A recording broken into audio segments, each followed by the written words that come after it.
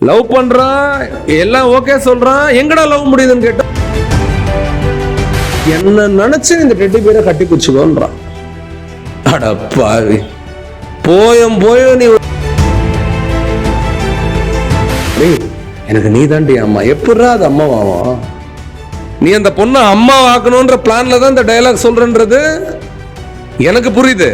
ஆனா நீ எந்த லவ் வேணாலும் எங்க வேணாலும் பண்ணு, எப்படி வேணாலும் பண்ணது உன்னோட தனிப்பட்ட உரிமை. இது ஜனநாயக நாடு. ஆனா ஞாபகம் வச்சுக்கோ, உடலால ஏமாந்தவன் கூட மீண்டு வந்துடுறான், இந்த மனசால ஏமாந்தவன் மீண்டு வர மாட்டான். அதனால நான் இப்பயும் சொல்றேன், அண்ணன்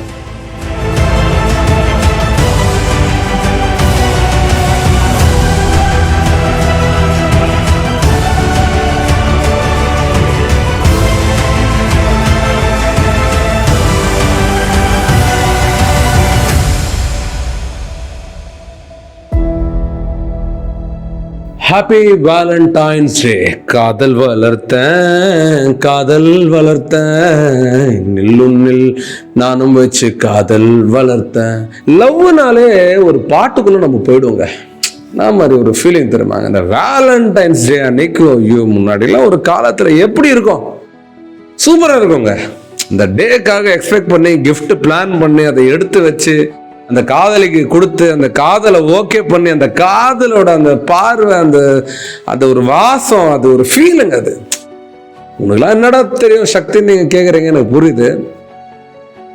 லவ் பண்ணாத மனுஷன் உலகத்துல யாராவது இருக்காங்களா? எல்லாரும் லவ் பண்ணிருப்பாங்க. ஒன்னும் ஒன் சைடா இருக்கும், இல்ல டபுள் சைடா இருக்கும், இல்ல நோ சைடா இருக்கும்.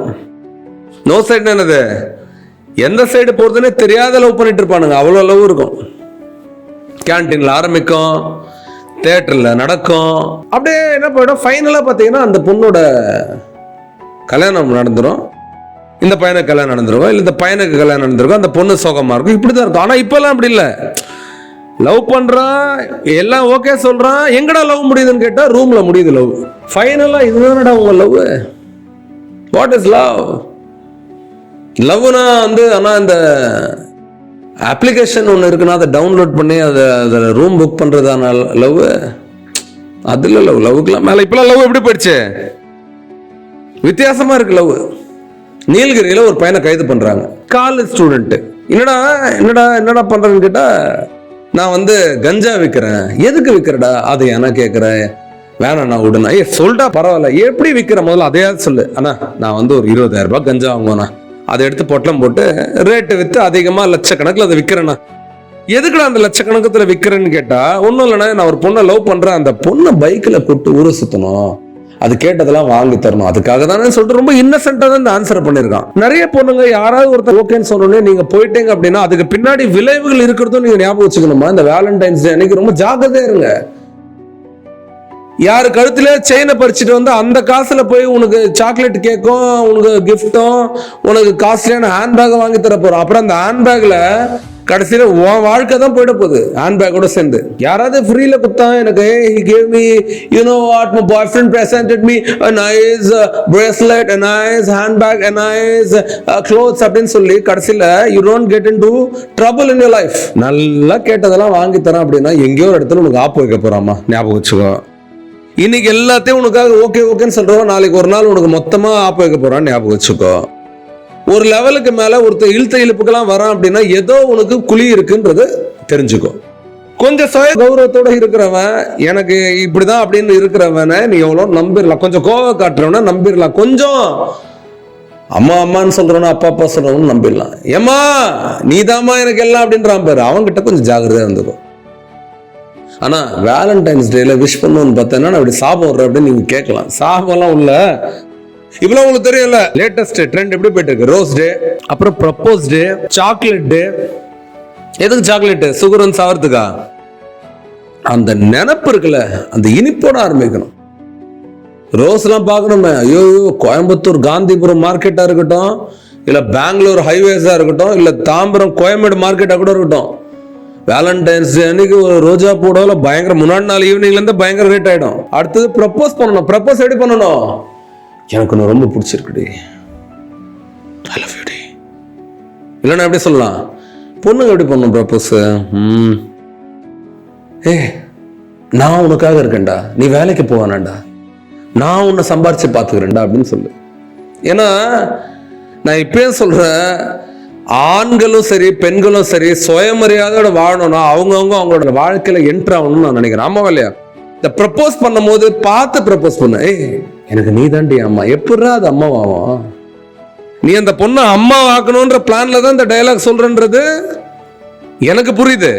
ஆனா அந்த பொண்ணு நான் நினைக்கும், உனக்கு அம்மாவோட நான் தான் முக்கியம். நாளைக்கு கல்யாணம் என்ன சொன்ன, நான் தனி கொடுத்தன போறேன்னு. ஏற்கனவே உன் வீடு தனியா தான் இருக்குது. இந்த ரூம்ல உங்க அம்மா, அந்த ரூம்ல நீ, இந்த ரூம்ல உங்க அப்பா இருக்கிறீங்க. இதுல நீ தனி கொடுத்தன போனா எப்படி இருக்கும் பாரு குடும்பம்.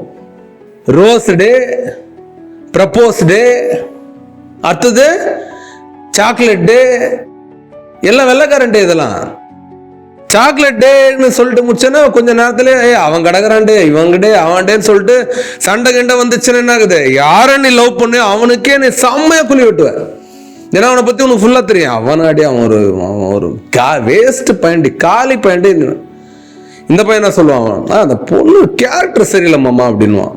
சரி, அடுத்தது என்ன பண்றாங்க? லவ்ல வேலண்டைன்ஸ் டேல கரடி பொம்மை கொடுக்கணும், டெட்டி பியர். இது எந்த கல்ச்சர்னு தெரியல. இவ்வளவு உண்டு டெட்டி பேர். அது 1000, 500, 10,000, 50,000 என்ன விலை விற்குது டெட்டி பேர்? அடிச்சு பாரு நெட்ல. சரி, டெட்டி பேரோட கொடுத்துட்டு என்ன பண்றானுங்க இப்ப லவ்ல? இந்த என்ன நினைச்சு இந்த டெட்டி பேரை கட்டி பிடிச்சுக்கோன்றான்.